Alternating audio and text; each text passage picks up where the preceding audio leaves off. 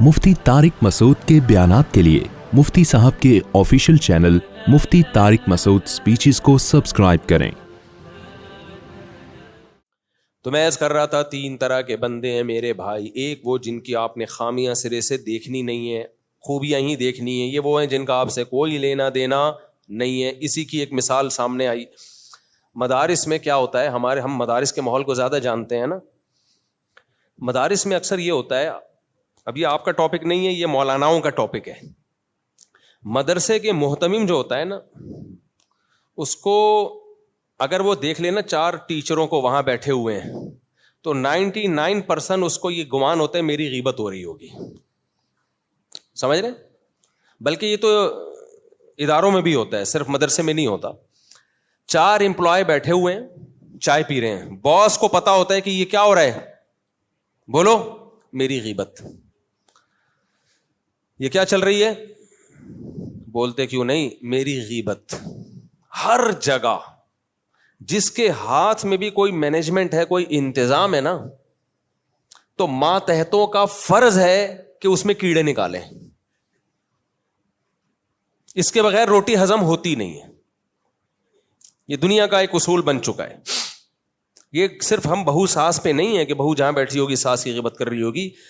ये सास एक किरदार है, कैरेक्टर है। मोहतमिम भी सास होता है।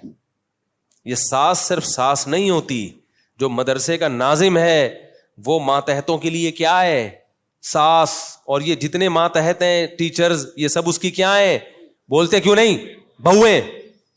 कमेटी का सदर सास होता है और नीचे मातहत क्या होते हैं, बहुएं। और बाकी सारे नमाजी वो बहुओं की बहुएं।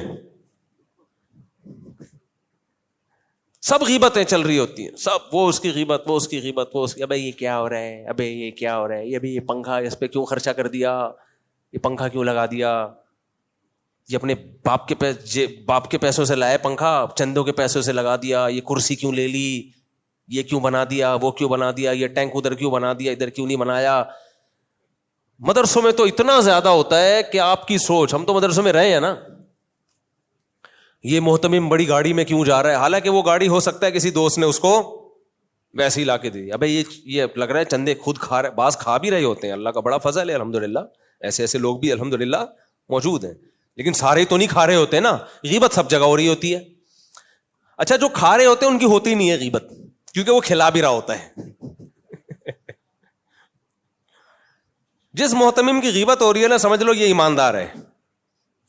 जिसकी नहीं हो रही ना, पूरा मदरसा बिल्कुल सेट चल रहा है, समझ लो खांचे नीचे तक जा रहे हैं। समझते हो कि हम इतने बेवकूफ हैं नहीं जितना लोग हमें समझते हैं।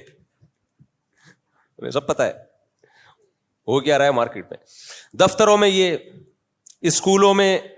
जितने टीचर हैं स्कूलों में कहीं जमा हो, चाय पी रहे हो, तो समझ लो कि हेड मास्टर की गीबतें चल रही हैं।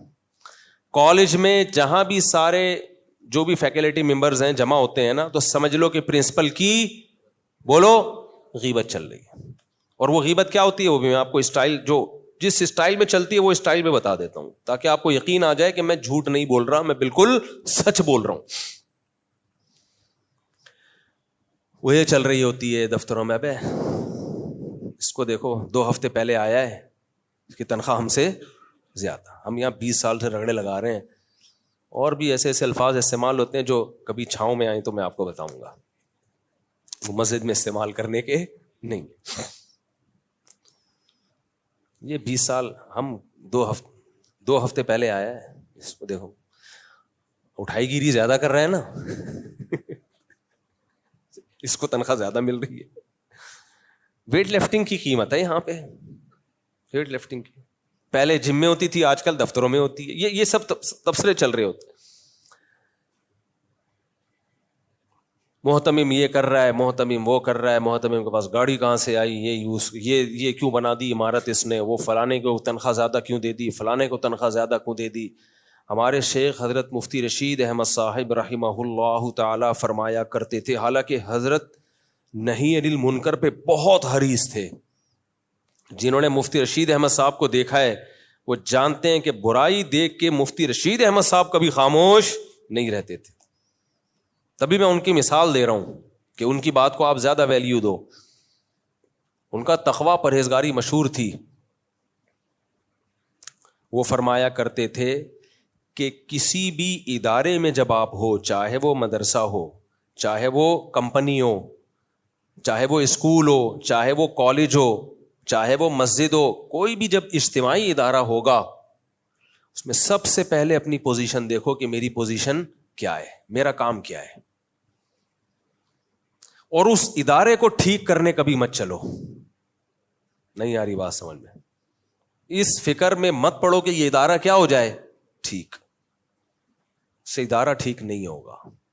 کیونکہ جہاں کوئی اجتماعی نظم ہوتا ہے نا, کچھ نہ کچھ خرابیاں 100% ہوتی ہیں. یہ ہو نہیں سکتا ایک گھر نا جس میں صرف میاں بیوی اور ایک بچے ہوں, وہ پورا ٹھیک نہیں ہوتا. کچھ نہ کچھ برداشت کرنا پڑتا ہے. شوہر کچھ بیوی کی آڑی ترچھی باتیں برداشت کر رہا ہوتا ہے, تبھی تو ہم کہتے ہیں نا سسرال کی مداخلت جہاں بھی ہوگی گھر تباہ ہوگا. وجہ کیا ہے کہ میاں کی کچھ مجبوریاں بیوی کے ساتھ وابستہ ہوتی ہیں, وہ اس کے آڑے ترچھے ہونے کو برداشت کرتا ہے, اس کو پتا ہے یہ خامی ہے, لیکن میں چھوڑ دوں گا تو میرا یہ نقصان ہے. عورت کی بھی کچھ مجبوریاں ہوتی ہیں شوہر کے ساتھ, اسے پتا ہوتا ہے میرے شوہر میں خرابیاں ہیں, لیکن میں اس سے جان چھڑا لوں گی تو مجھے جو فائدے حاصل ہو رہے ہیں وہ حاصل نہیں ہوں گے. لہذا وہ دونوں کمپرومائز کر رہے ہوتے ہیں.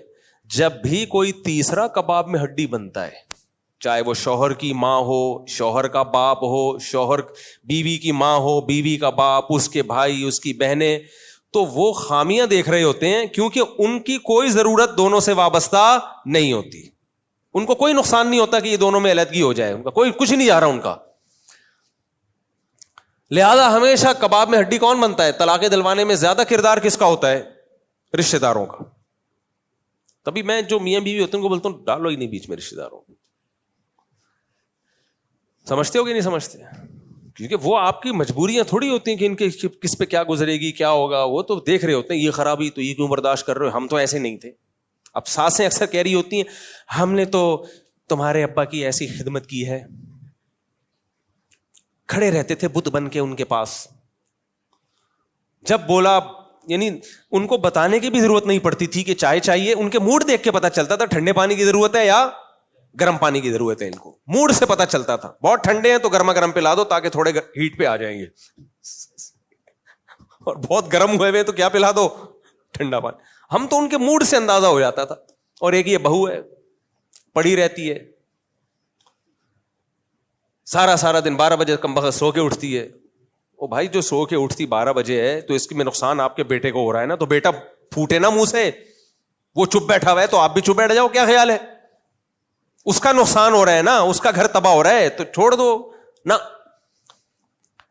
اور بہو ٹانگ اڑائے گی کس کے کاموں میں؟ وہ بھی کم ہوشیار نہیں ہے, وہ اڑائے گی ساس سسر کے معاملات میں, یہ یوں نندوں میں یہ یوں ہے. بھائی بس کرو یار. تو ادارے بھی تباہ ہوتے ہیں, ملک بھی تباہ ہوتے ہیں.